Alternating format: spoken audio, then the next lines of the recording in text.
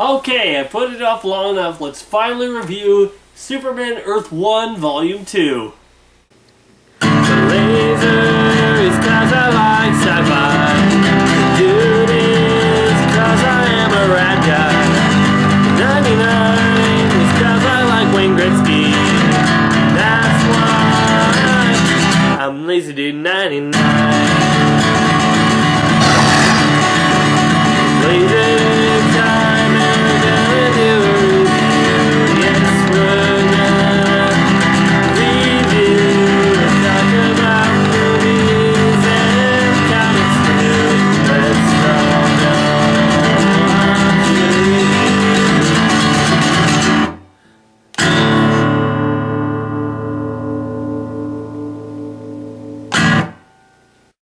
Hey everybody, I'm Lazy Dude 99. And I am finally reviewing Superman Earth 1 Volume 2. I'm sorry it's taken me so long. The reason it's been put off is I just been busy and I had to move, blah blah blah. And then when I was going to do a whole Superman themed month when Man of Steel was coming out, but I ran out of time, so that didn't happen. So enough excuses. Let's finally get into Superman Earth 1 Volume 2. So if you guys looked at my review of the first volume, you know that I was a really big fan of it, and I really liked it, and was really looking forward to where it was going. So in this story, Superman comes face to face with what he can do and what he can't do as a superhero, what he can do and what he can't do with his powers as a civilian, and what are the responsibilities of his powers, and how is he supposed to use them. And while he's dealing with that, we also have the incredible threat of the Parasite, a being that can suck the life energy out of anyone and can even take Superman's powers temporarily. Let me just start by saying, guys, that I am really enjoying these books. These books are becoming my favorite take on Superman, period. Where we left off in the last book is after Superman stopped the alien invasion, he wrote an article, faking an interview with himself basically as Clark Kent and sold it to the Daily Planet. And while Perry White was able to hire Clark and give him a chance because of the article he wrote of the interview with Superman, he is now saying, look, if you want to stay a reporter here, you can't be a one-note person. I gotta know that you can actually do things as a reporter. But little does Clark know that Lois is actually extremely suspicious of Clark. In her mind, it doesn't make any sense why Superman would give an interview to Clark Kent, considering he wasn't hired by any newspaper and didn't even have a journalism job. And so she starts digging into Clark's past and starts finding out, who is this guy? So this book is written, once again, by J. Michael Straczynski, and the art is done by Shane Davis.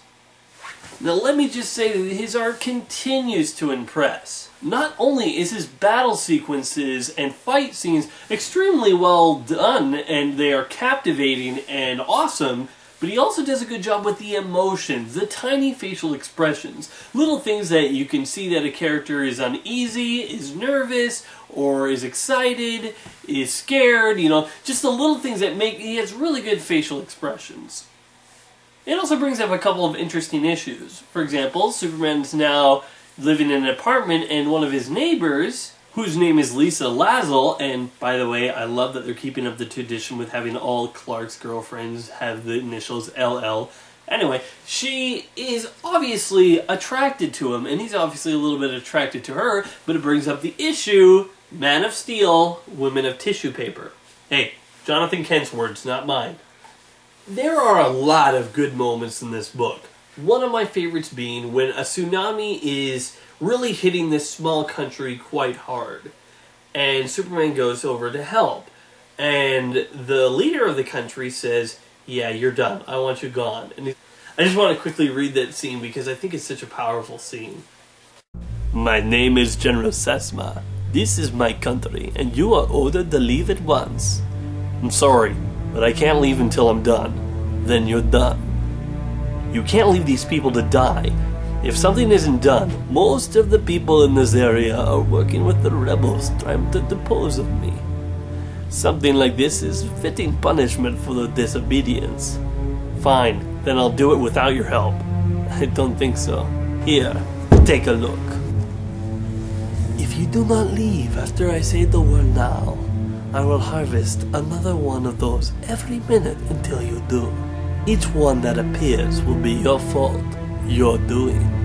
And if you attempt to interfere with me to join the rebels and be seen overthrowing the legitimate people's government, you will be barred from entering any country in the world.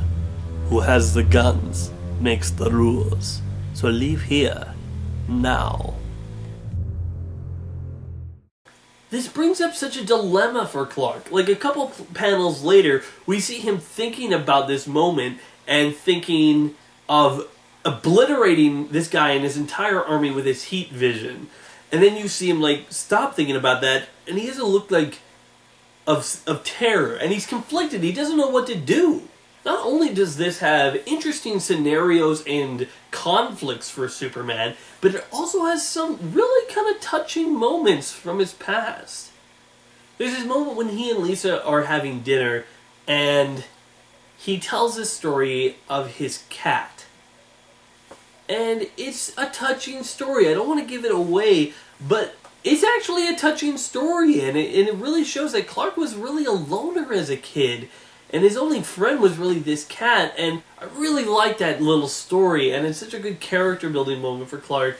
I'm really wondering why so many people are finding it so hard to make Superman stories that are just so accessible. Like, I tried reading Grant Morrison's Superman run in the New 52, and while it started interesting for me, I kind of lost interest pretty quickly. And I was like, yeah, I just can't get into it. But it's boggling to me how hard it is for some people to get into Superman when it seems to be not really that hard, as long as you know the character and what he's going through. But it boggles my mind how some writers have such a hard time making Superman relatable when it seems almost easy in this book. One complaint that some people have is that Superman seems a little bit kind of Peter Parker-y in this story. But after looking at the story, there's only really one moment that I see that stands out being more of a Peter Parker moment than Superman, but it doesn't ruin the book. I mean, one moment. I mean, I'm sure there's some times where Spider-Man acts more like Batman than Spider-Man, but that doesn't ruin the character. One of my complaints about this book, though, is Parasite. I don't know why, but rarely in comics do I actually see a version of Parasite that I like. My favorite is, of course, from Superman the Animated Series.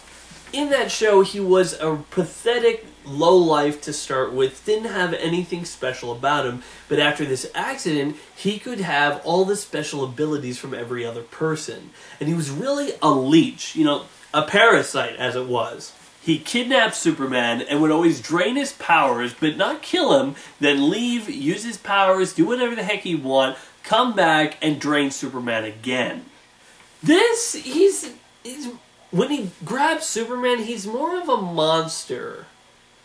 And I don't really like that he's a monster. In fact, in the story, they go into great detail that before he was Parasite, he was a hitman, and even as a kid, he was a brutal kid. He was an evil kid and an evil man and a hitman, a killer, and I don't like that because Parasite to me was always just more interesting as a lowlife that got all these powers and went power hungry. I don't get the connection between a guy that's already a killing, murderer, psychopath, and now he's a killing, murdering monster. Also, the design I don't really like. It looks like he's trying to blow like 6 different bubbles with bubble gum in his mouth. I don't know. I don't get it. I don't like the look of it. I think it could have been improved on, and I'm not a big fan that when he grabs people, he kills them. I found it more interesting when he grabs people, he could get every single skill and attribute that they got. For example, if he touched someone who knew Japanese, then he would know Japanese. If he touched someone that knew karate, he would know karate. But when he's like grabbing them and they like shrivel up and die, I don't like that. Why? You don't get I just don't like the way Parasite was exactly done in here. But, that being said, Parasite is used in a good way for Clark. And what I mean by that is Clark is to experience what a human being goes through.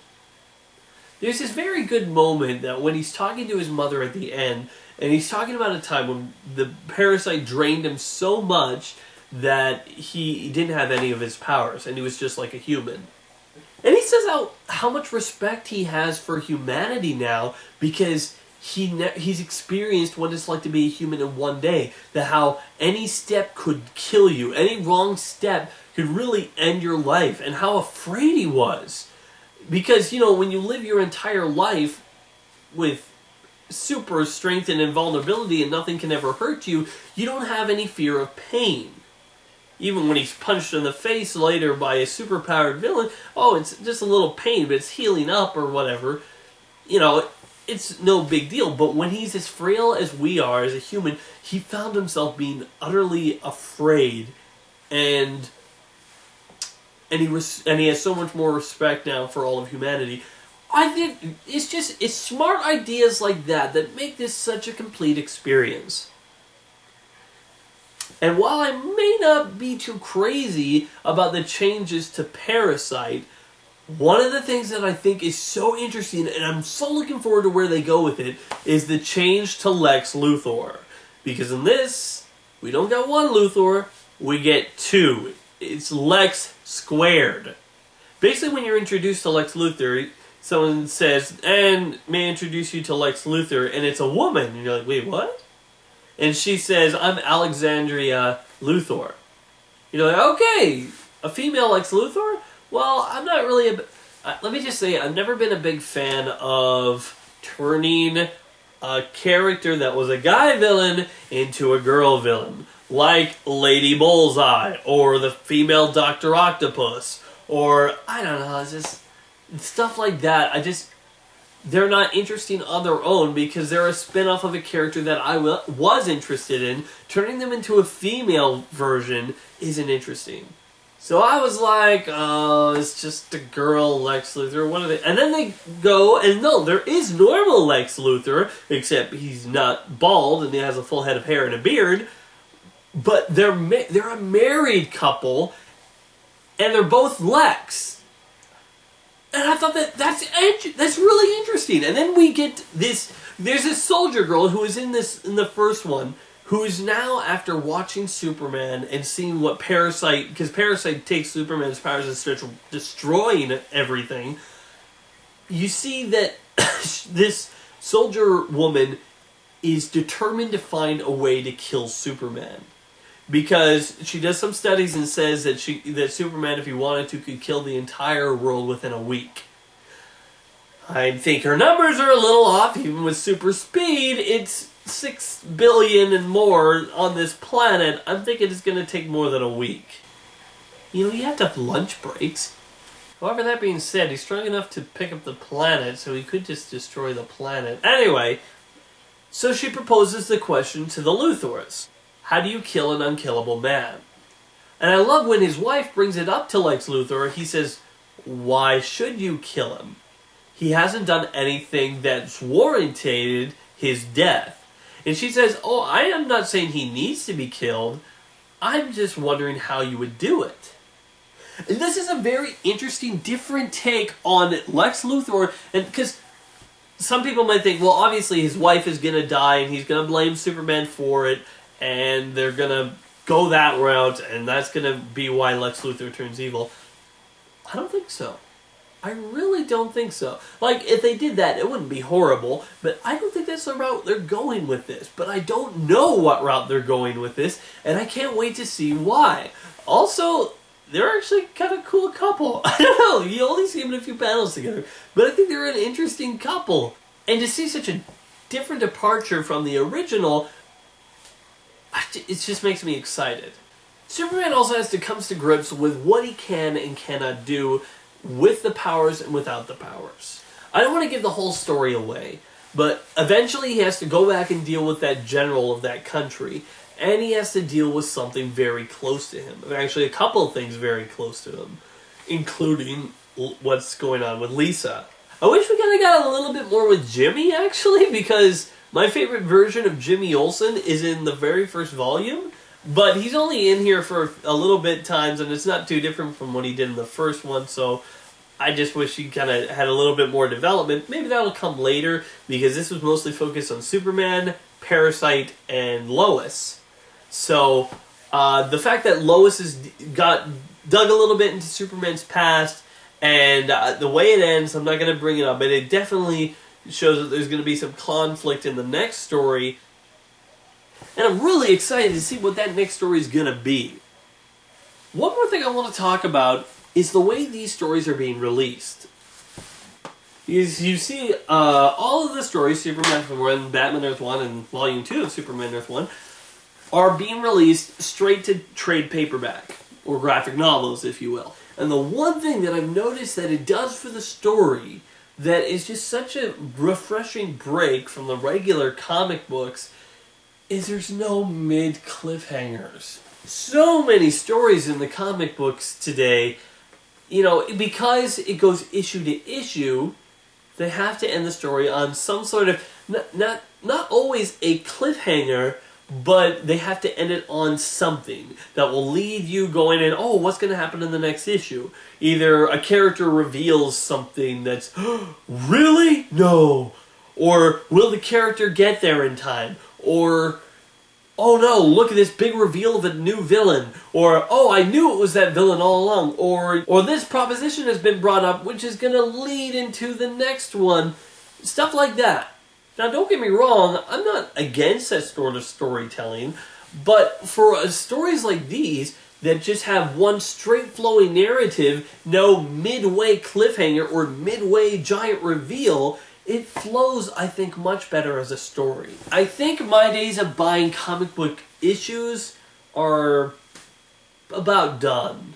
I mean, I'm only reviewing the trades of things anyway, but since I live in a farm and there's no real comic book store within 2 hours of my place, I think that this is the way to go in the future. Because, okay, if you think about it, no other business tells their stories like comics books do. Except for television.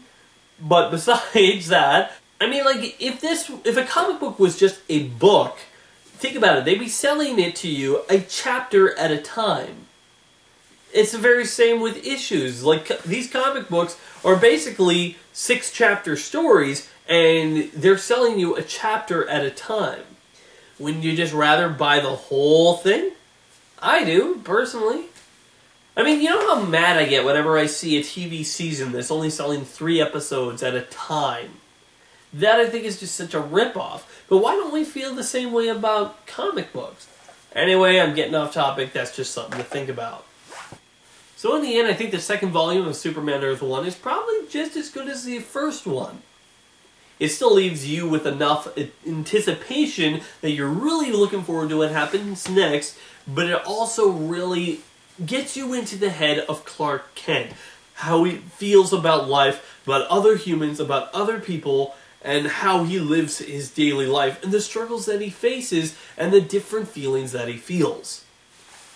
The Superman Earth 1 books are, right now, my favorite version of Superman. And I'm not meaning just in comics. I mean in movies, video games, TV shows, period.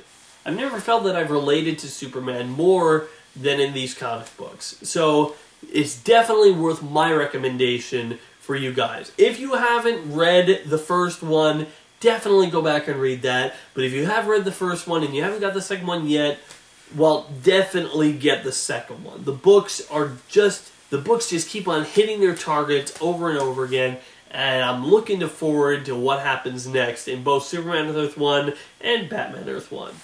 So, Superman Earth 1 Volume 2 gets an 8 out of 10. Thanks for watching, everybody. I'm LazyDude99, and if I don't like it, it's not worth it, so see you around. Be sure to check out more of my other videos on my channel, and wait for more coming soon.